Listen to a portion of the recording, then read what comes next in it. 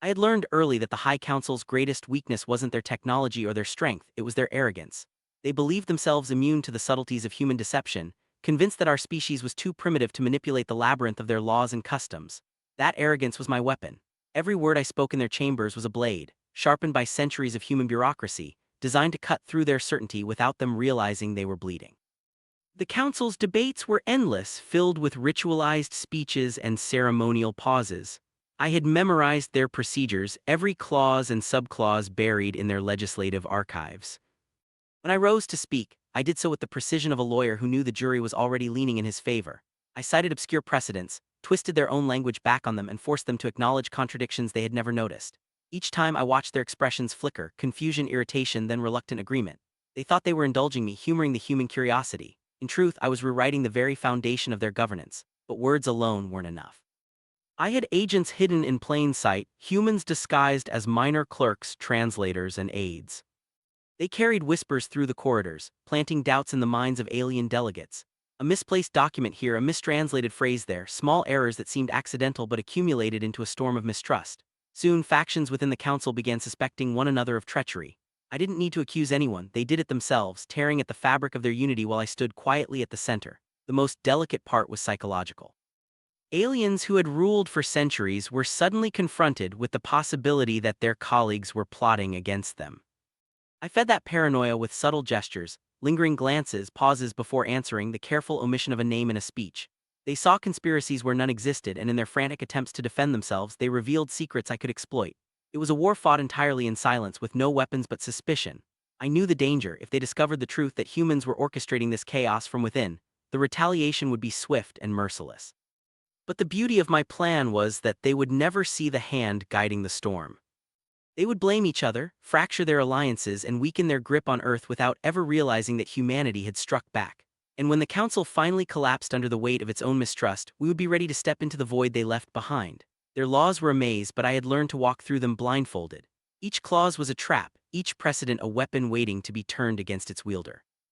I began to weave contradictions so subtle that even the most seasoned alien jurists failed to untangle them. They prided themselves on logic, yet I showed them that logic, when stretched thin enough, became indistinguishable from madness. And madness was contagious. One of my agents, disguised as a record keeper, slipped a forged citation into the archives, a ruling that never existed but appeared authentic enough to withstand casual scrutiny. When I invoked it in debate, the council erupted into argument. Some claimed to remember the case, others insisted it was fabricated, and still others accused their rivals of deliberately erasing it from the records. The truth didn't matter. What mattered was the fracture, the widening crack in their collective memory. They began to doubt not only each other but the very foundation of their governance. I pressed further, introducing motions so convoluted that they required days of deliberation. While they argued, I watched the aides, my people, spread rumors in hushed tones. A delegate's hesitation became evidence of betrayal. A misplaced gesture became proof of conspiracy. I didn't need to invent lies, I only needed to amplify the shadows already lurking in their minds. The council chambers became a theater of suspicion, every alien performing a role they didn't know they had been cast in. The brilliance of it was that I never once raised my voice. I spoke calmly, with the measured cadence of a bureaucrat, as if I were merely clarifying procedure. Yet each word was a scalpel cutting deeper into their unity. They began to call for investigations, audits, inquiries into one another's conduct. Entire sessions dissolved into accusations, their one-siren discipline unraveling into chaos. And through it all, I remained the quiet arbiter, the human curiosity they believed too insignificant to matter. But insignificance was my shield. They never saw me as a threat, only as a novelty. That blindness was the greatest weapon humanity had ever wielded. While they tore themselves apart, Earth was learning, adapting, preparing. Every whisper of treachery in their halls was a victory for us, every doubt a seed planted in soil that would one day bloom into freedom. I knew the storm was building, and when it finally broke, the council would drown in the flood of its own paranoia. They thought the inquiries would save them, but the more they dug, the more the ground shifted beneath their feet. I watched as committees formed, each one tasked with unearthing the truth of a phantom case that had never existed. Their reports contradicted one another, their witnesses faltered, and their conclusions dissolved into ambiguity. The council's obsession with procedure became its own undoing. Every new investigation was another knot tied into the web I had spun, and soon they were strangling themselves with their own rules. I learned to exploit silence as much as speech. A pause at the right moment, a glance toward the wrong delegate, and suddenly the chamber was alive with speculation. They began to suspect that humans had infiltrated their ranks, though none dared to say it aloud. To admit such a possibility would mean acknowledging that their vaunted security was nothing more than theater. Instead, they whispered it in corridors, their voices trembling with the weight of unspoken fear. My agents fed those whispers, never confirming, never denying, only hinting at shadows that might or might not exist. The brilliance of bureaucracy is that it requires no weapons, no armies. It is a battlefield of paper and precedent where victory is measured in confusion. I filed motions that contradicted themselves, petitions that cited laws repealed centuries ago, and requests so trivial they demanded hours of debate. Each time the council complied, bound by their own devotion to order. They could not ignore me without breaking the very principles they claimed to uphold. And so, they danced to my rhythm, unaware that the music was composed by human hands. One evening, as the chamber emptied, I lingered near the archives. A delegate approached me, his eyes heavy with suspicion. He asked if I believed in the council's integrity. I answered with a question: does integrity survive when memory fails? He recoiled as though I had struck him and left without another word. I knew then that the seed had taken root. Doubt was no longer a rumor, it was a contagion spreading through their veins. The council was unraveling, and I did not need to push. I only needed to wait. Each forged citation, each whispered rumor, each procedural trap was a thread pulled from their tapestry. Soon the fabric would tear, and when it did, humanity would step through the gap, not with guns or ships but with the quiet triumph of minds sharper than any blade. I began to notice the way their voices cracked when they read the minutes aloud, the way their hands trembled as they signed decrees that no longer carried weight. The council had become a theater of hesitation, every decision shadowed by the suspicion that it was already compromised. I did not need to forge documents anymore, they forged their own doubts with every word spoken. My role was simply to ensure those doubts found fertile ground. One of my agents slipped a single clause into a regulation on trade tariffs, a clause so obscure it referenced a forgotten treaty between species that no longer existed. The council spent 3 weeks debating its validity, summoning historians, archivists, and linguists, only to conclude that the treaty might never have been real. Yet they could not dismiss it outright, for to do so would mean admitting their records were fallible. The irony was exquisite. They defended the ghost of a law more fiercely than the laws that governed them now. I watched them fracture along invisible lines. Delegates who once stood united began to accuse one another of negligence, of collusion, of betrayal. The chamber became a courtroom, each voice a prosecutor, each silence a confession. I fed them carefully chosen fragments, an unsigned memo here, a misplaced citation there, and let their paranoia do the rest. They began to see enemies in every shadow, and in their desperation they created enemies where none existed. The most satisfying moment came when a motion was raised to investigate the possibility of human infiltration. It was rejected not because they believed it impossible, but because to acknowledge it would mean admitting their own vulnerability. They chose blindness over truth, and in that choice they sealed their fate. I knew then that humanity had already won. Not through force, not through conquest, but through the quiet art of doubt. Every council session was now a labyrinth of contradictions, every ruling a trap laid by their own hands. They were prisoners of their devotion to order, and I was the architect of their cage. Soon they would collapse under the weight of their own rules, and when they did, humanity would not need to strike. We would simply step forward, claiming the ruins they left behind, our victory written not in blood but in silence. The gavel slammed down before the echo of my own thought had faded, and I kept my eyes fixed on the half-blank draft of a resource allocation addendum in front of me. The same addendum I'd tweaked 2 nights prior to include a reference to the non-existent Glimmerite Co-Prosperity Pact that had supposedly governed helium-3 trade between the Council and an extinct species 3 centuries back. Voreth High Consul's vocal sac puffed so wide it nearly brushed the ceiling of the dais, his 4 mandibles clicking so fast the sound echoed off the vaulted walls as he railed against unprecedented regulatory rot and the incompetence of junior staff that had left the agricultural subsidy bill deadlocked for 6 consecutive sessions.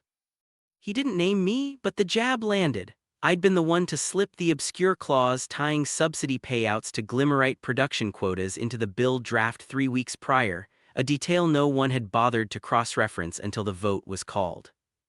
I let my fingers drift over the edge of my datapad, tapping out the pre-programmed sequence that would auto-upload the forged founding charter timestamp anomaly to the central archive server in 47 minutes, right when the audit committee's first official data pull was scheduled.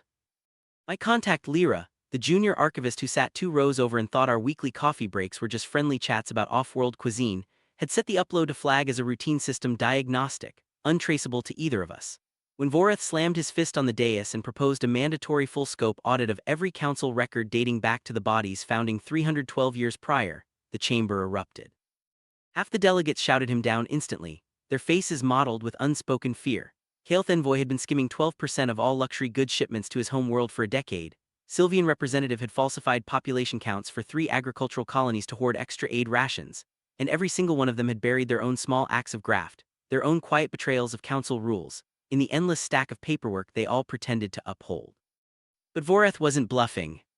He leaned into the microphone, his voice dropping to a low, dangerous rumble, and said he had proof of widespread collusion with external hostile actors, code for human infiltration. The accusation he'd been circling for months, even as he had no evidence to back it, and threatened to release the hidden logs of every bribe, every backroom deal, every unregistered meeting every delegate had held in the last 30 years if they voted the measure down. The vote passed 17-12 with 3 abstentions, and I let a tiny, almost imperceptible smile tug at the corner of my mouth. When Voreth's yellow, slit-pupiled eyes flicked my way a second later, I ducked my head like a nervous underling afraid of being caught slacking. The same harmless, forgettable act I'd been perfecting for 18 months, ever since I'd infiltrated the Council's archival division posing as a half-silly, half-human hybrid whose paperwork errors were so constant no one ever suspected they were deliberate. 47 minutes later, the first alert pinged on every delegate's console at once. The Council's sacred founding charter, the document that legitimized their rule over 72 sentient species, carried a digital signature trace linked to a human quantum encryption key, and a timestamp 37 minutes earlier than the first recorded FTL launch from the Sol system. The chamber exploded. Voreth went purple with rage, screaming that this was definitive proof of human infiltration, that every person in the room was a suspect, that he'd been right all along. Before he could finish, Kael'th Envoy was on his feet, yelling that the timestamp alteration matched the digital signature Voreth had used when he ran the archival division 22 years prior, and he had the hidden access logs to prove it. Sylvian representative jumped in next, yelling that Voreth had taken 2 million credits in bribes from a known human smuggling ring 3 years prior, and she had the transfer records to back it up. The 3 delegates who'd abstained from the vote started shouting over each other, each accusing the others of being the human plants, each desperate to prove their own loyalty before the rest of the chamber turned on them. I slipped out the side service exit before security drones could be deployed, my uniform still crisp, the datapad holding the full, unredacted list of every bribe, every graft, every secret deal every council member had ever made tucked under my arm.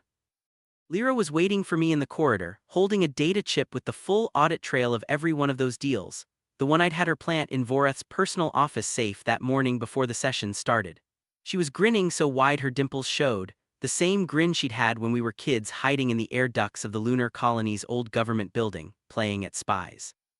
"They're eating each other alive in there," she said, nodding toward the double doors behind us, where the shouting had gotten so loud the stone walls were vibrating.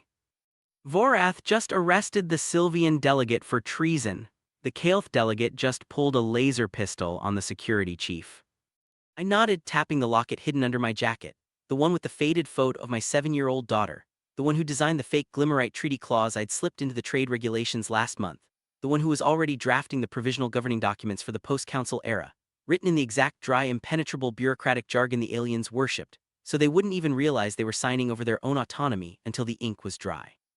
"Good," I said, turning toward the exit that would lead us to the transport back to the hidden human fleet in the outer system, the one they'd never noticed, hidden in the shadow of a dead gas giant they'd written off as uninhabitable for 200 years.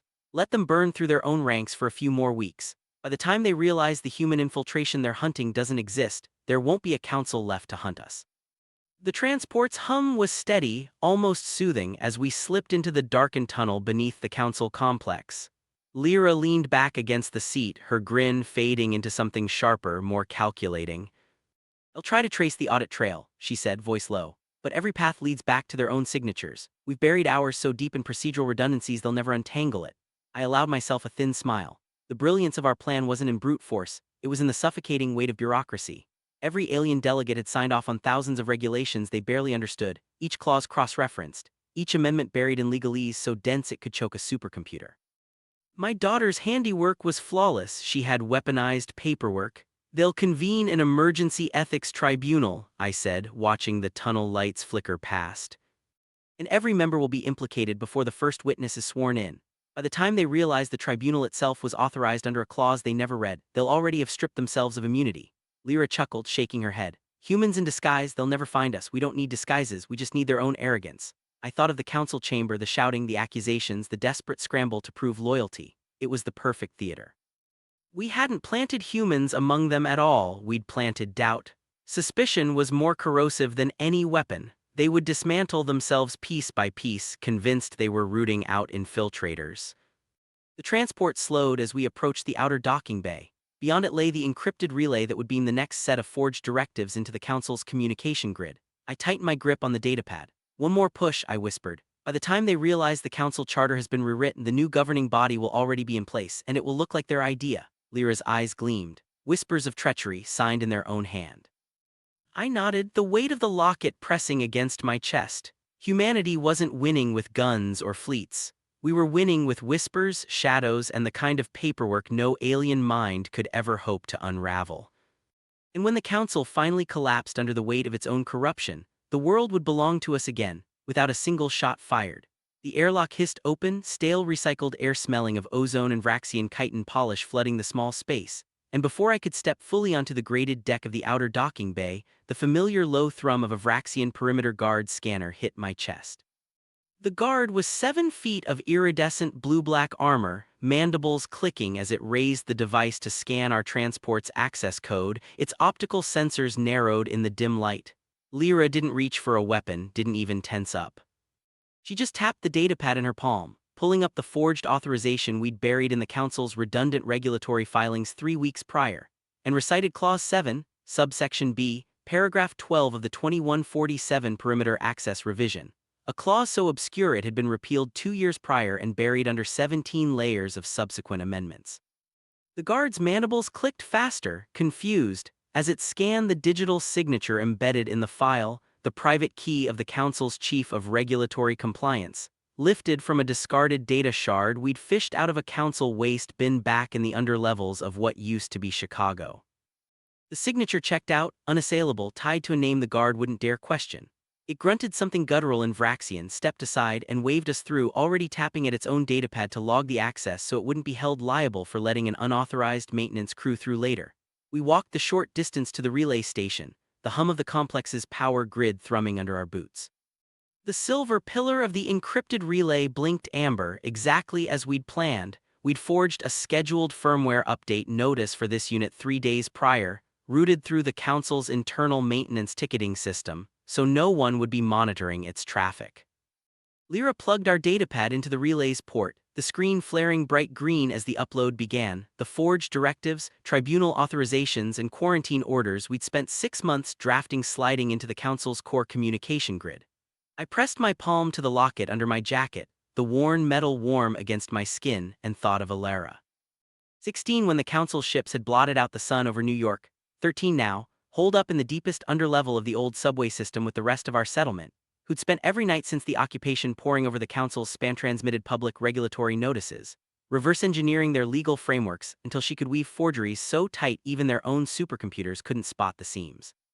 She laughed when I told her we were going to use their own rules to burn their government down, said the Council's biggest flaw wasn't their advanced tech or their overwhelming force, it was that they cared more about following their own stupid rules than they did about actually ruling the planet they'd stolen. The upload ticked to 98%, and a sharp chime cut through the corridor's hum.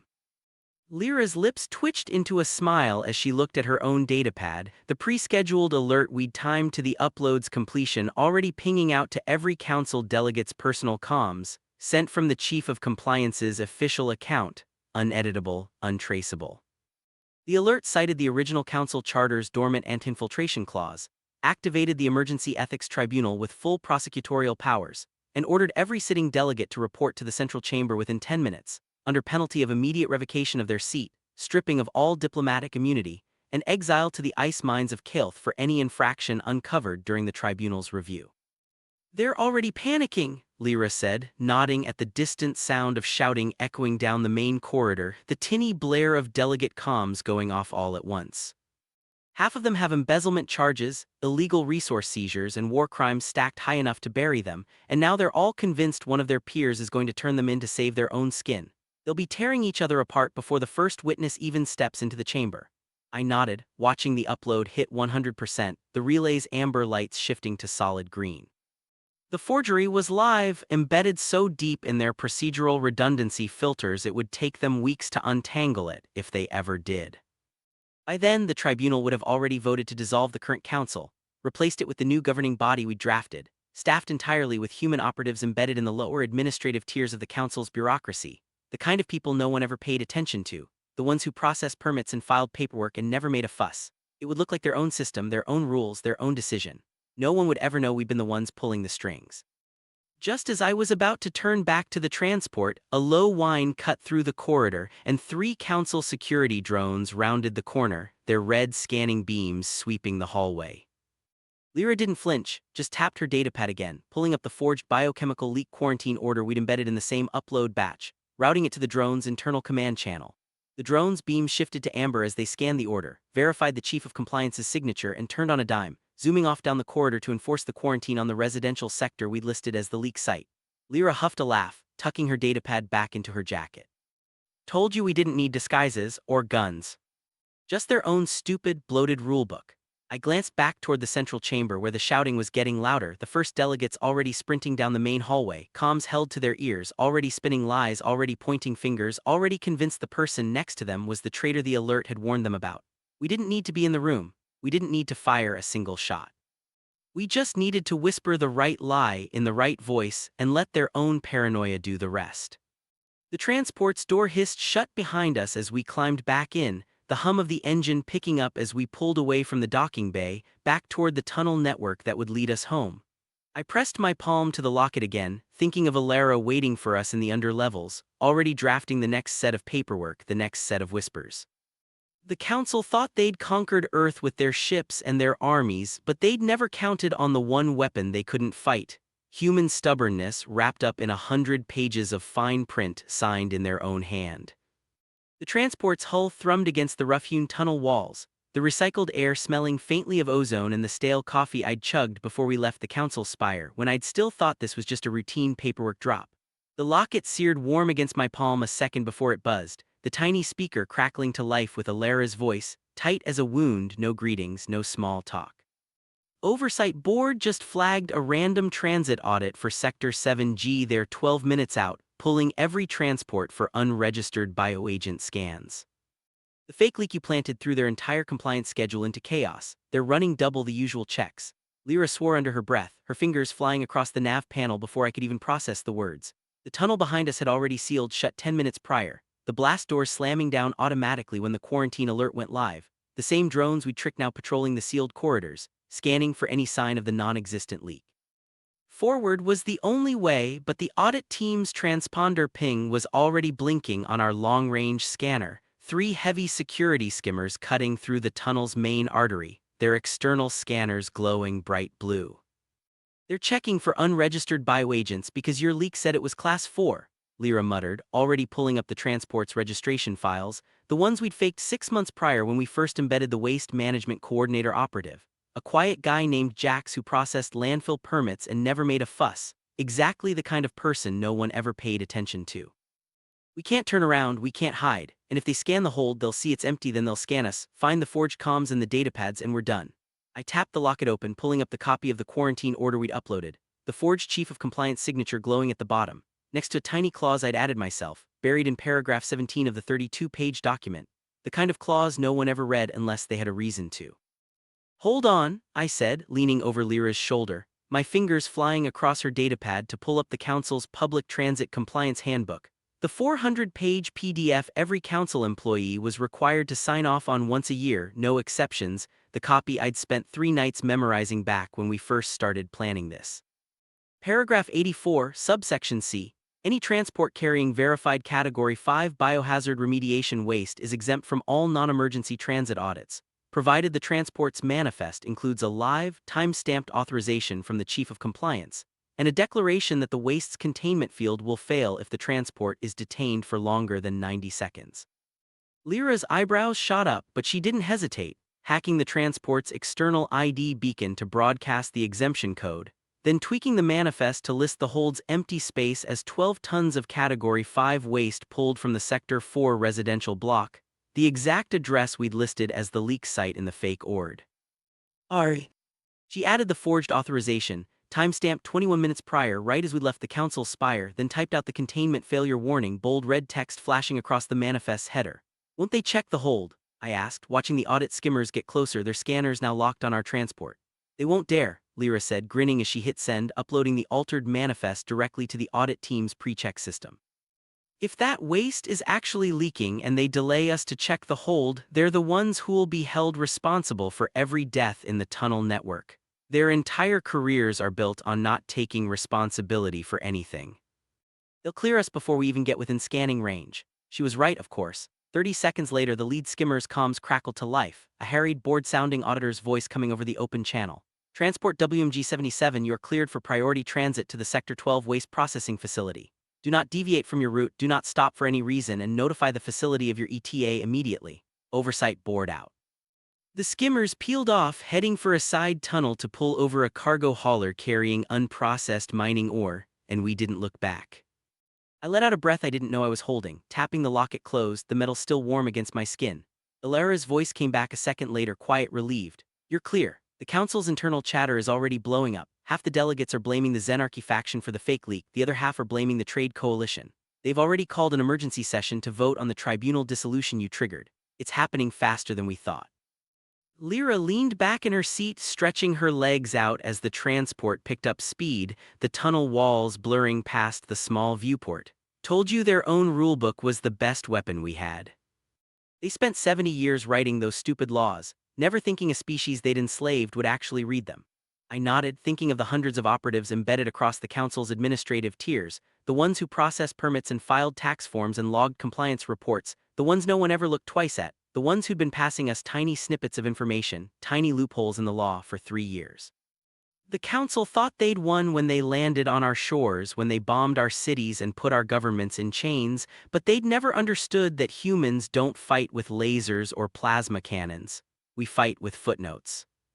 We fight with buried clauses. We fight with the kind of stubbornness that makes us read every single line of a 400-page rulebook, just to find the one place where we can stick a knife in their back and make it look like they did it to themselves. The transport rounded a bend, and the first flicker of the underlevel's dim lights appeared ahead, the sound of distant typing and the hum of server racks drifting through the ventilation. Ilara would be there, surrounded by stacks of paper, her hair messy, her glasses askew, already drafting the next set of whispers, the next set of lies, the next layer of bureaucracy that would bring the whole council crashing down. We didn't need to win a war. We just needed to fill out enough forms, sign enough names, and let their own arrogance do the rest.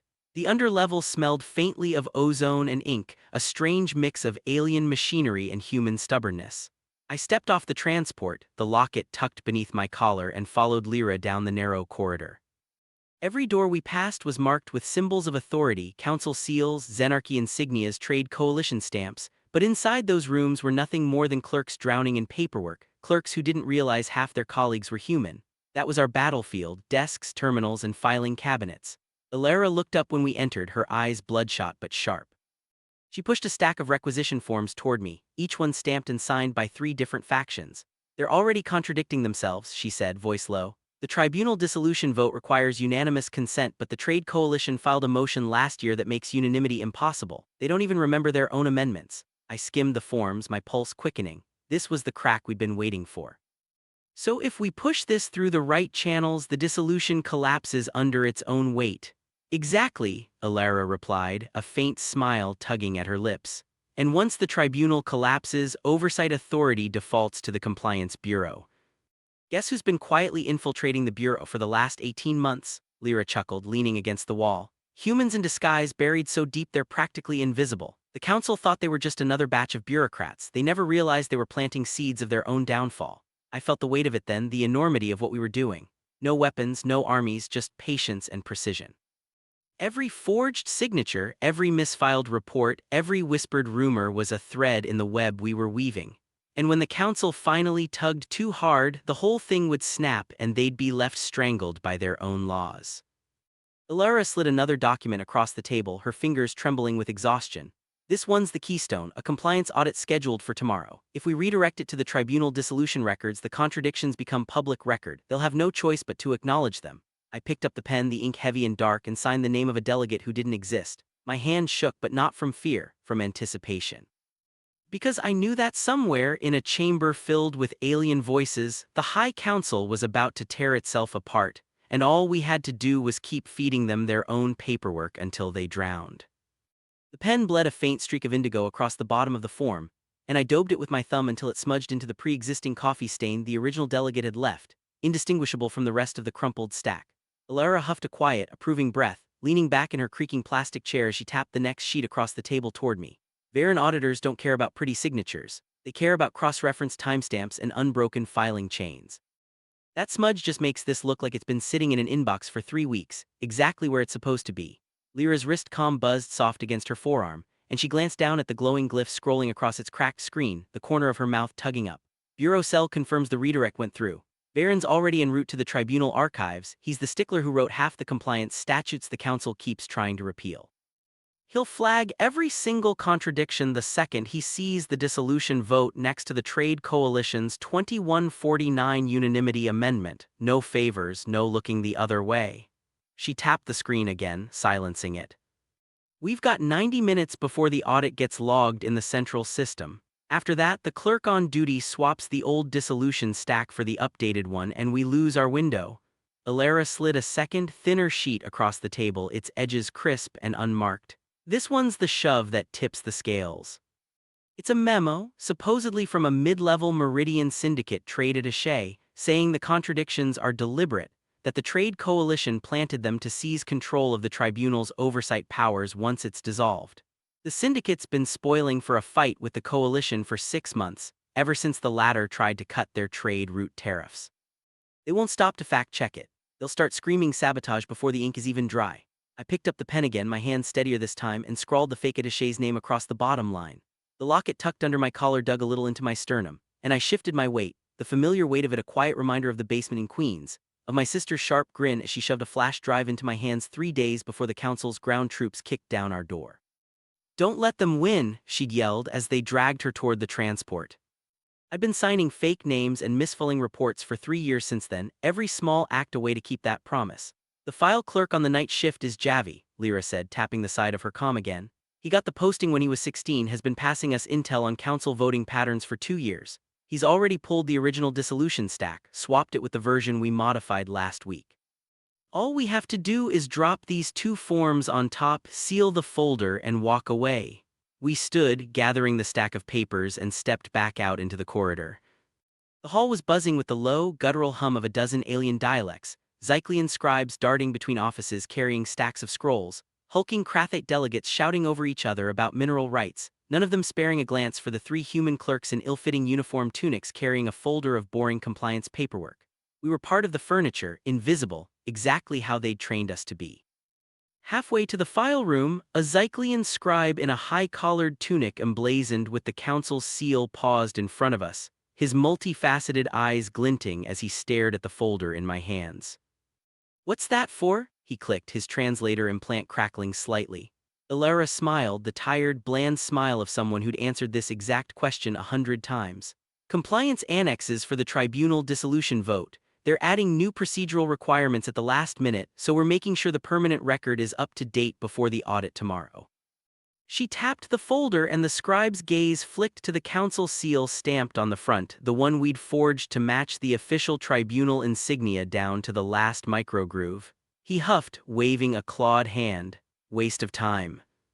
Half the council can't even agree on what color to paint the meeting room, let alone dissolve a whole judicial body. They'll drag this out for another 6 months, mark my words." He scurried off before Alara could reply, muttering about overdue requisition forms, and we kept walking, the sound of his claws clicking on the polished stone floor fading behind us. The file room was empty when we slipped inside, the only light coming from the pale glow of the central filing terminal. Javi was already there, perched on a stool behind the counter, his human face hidden under a Zykllian-style hood, his fingers flying across the terminal as he pulled up the dissolution stack's digital record. He glanced up when we entered, nodding once, and slid the empty folder slot open across the counter. I dropped the 2 signed forms into the folder, sealed it with the wax stamp we'd copied from the tribunal's official seal, and handed it over. Javi slid it into the stack, his fingers brushing mine for half a second, a quiet signal that he'd already flagged the Meridian memo to the right people in the syndicate's intelligence wing, that the first domino was already in motion. We slipped back out into the corridor before the first delegate arrived for the morning session, melting back into the stream of clerks and aides, no one noticing the three humans who'd just rewritten the rules the High Council had spent a century building. Somewhere in the Grand Council chamber, delegates were already arguing about tariff disputes and border skirmishes, completely unaware that the trap we'd set was already latched, waiting for them to tug the first thread. All we had to do now was wait and watch them tear themselves apart with their own laws. The waiting was the hardest part. Every corridor we walked down, every chamber we passed, I felt the weight of invisible eyes pressing against my back. The council's bureaucracy was a labyrinth, but it was also a weapon, one we had learned to wield better than the architects themselves. Ilara's forged annexes weren't just paperwork, they were seeds of doubt planted in soil already cracked by centuries of mistrust. By midday, whispers had begun to ripple through the clerk's wing. Delegates were demanding clarifications, aides were scrambling to reconcile contradictory records, and the dissolution vote, once a distant, abstract threat, suddenly seemed imminent. Javi's signal had reached the syndicate's embedded analysts who were already drafting procedural challenges that would force the council into a corner. Every clause we'd inserted was a trap disguised as compliance, every seal a silent blade waiting to cut through their unity. I kept my expression neutral as we moved through the chamber's outer halls, but inside, adrenaline surged. The aliens prided themselves on their superior intellect, their endless patience, their ability to deliberate for decades without resolution. They never understood that patience could be turned against them, that the very slowness of their system made it brittle. We weren't here to fight them with weapons or armies, we were here to make them choke on their own laws. Ilara leaned close as we passed a group of aides arguing over the tribunal's charter. "They've already noticed the Meridian Clause," she whispered, her voice barely audible. "By tomorrow, half the council will be demanding an inquiry into its legitimacy." I nodded, careful not to let satisfaction show. An inquiry meant delays, delays meant suspicion, and suspicion meant fractures. Once the fractures widened, the syndicate would slip through, offering solutions that only deepened the divisions. The council would believe they were protecting themselves, when in reality they were dismantling their own foundations. That night, as we sat in the dim glow of the archive chamber, Javi pulled up the latest reports. 3 delegates filed motions to suspend the dissolution vote until the annexes are verified, he said, his voice low. 2 others demanded immediate enforcement. They're already split. Ilara exhaled slowly, her eyes fixed on the terminal's shifting glyphs. It's starting. I leaned back against the cold stone wall, listening to the distant hum of the council chamber. For the first time in centuries, the High Council was no longer united. And all it had taken was a handful of forged seals, a few carefully placed words, and the quiet persistence of 3 humans who knew how to weaponize bureaucracy. The war wasn't fought with guns or fleets, it was fought with whispers, signatures, and the slow unraveling of trust. And tonight those whispers were louder than ever. The soft chime of Javi's priority alert terminal cut through the quiet before the echo of my own thought had even faded. He leaned forward, the faint blue glow of the screen painting his sharp cheekbones the same pale shade as the Zalthari carapace he wore as a disguise, and his jaw tightened as he scanned the incoming text. "Mara just pinged from the procedural office," he said, his voice so low it was almost lost under the hum of the archive's climate control. "The hardliner block filed a motion 10 minutes ago to waive the inquiry committee entirely, citing Cycle 12 Annex 7, the emergency dissolution precedent. They're trying to ram the vote through before the moderates can file their own procedural challenges."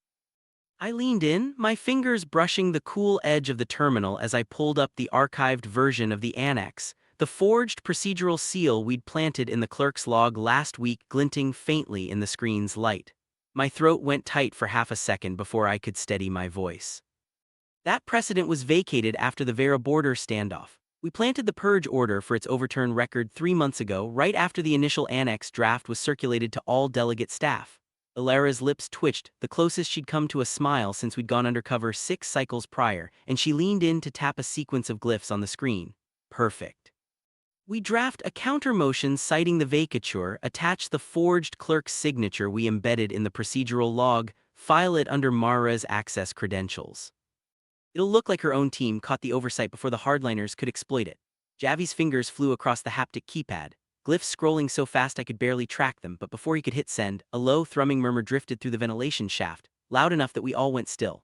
It was the sound of Zalthari delegates arguing, their normally melodic, multitonal vocalizations distorted with uncharacteristic anger, the kind they were taught to suppress from hatchlinghood. I pressed my ear to the cold metal grate of the vent, holding up a hand to quiet Javi before he could tap the final confirmation. The lead hardliner, Voreth, was yelling loud enough to rattle the thin metal of the grate, his iridescent carapace flushed dark with rage, his tendrils lashing so fast I could hear the faint slap of them against the chamber walls. You moderates are stalling to protect your own trade interests. The human colonies have already refused the relocation orders. We don't have time for your endless inquiries. Thalon, the moderate bloc's lead, fired back, his voice sharp enough to cut through stone, no trace of his usual calm composure. The Council's own charter requires verification of all annex clauses before a dissolution vote. If you waive that requirement, you're setting a precedent that lets any faction override the entire legal framework whenever it suits their whims.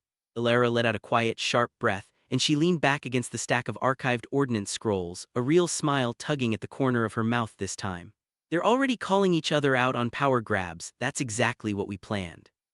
Javi hit send on the countermotion, then pulled up the next tab on his terminal, the one displaying the census data we'd embedded in the Meridian Clauses implementation guidelines.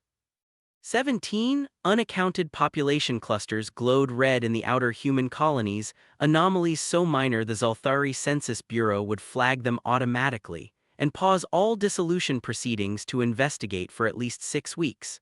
But we couldn't let them trace the anomalies back to us, not yet.